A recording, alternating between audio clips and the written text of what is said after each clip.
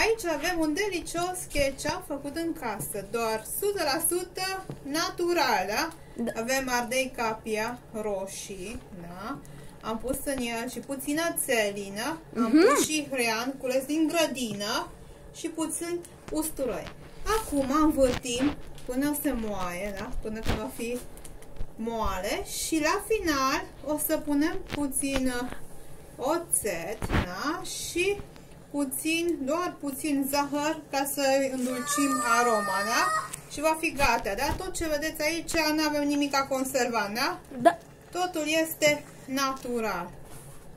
Uitați aici, este compact, este gros, da? Interesant.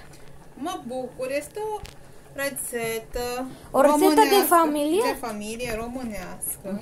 Românească? Da, este foarte bun.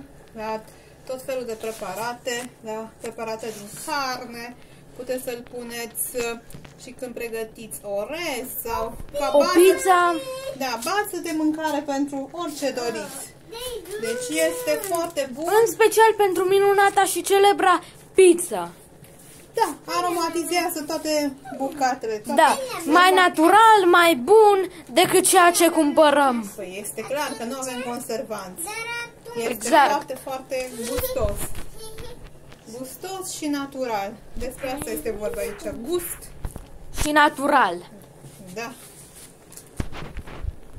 Trebuie să avem grijă să învârtim, să nu se prinde de fund.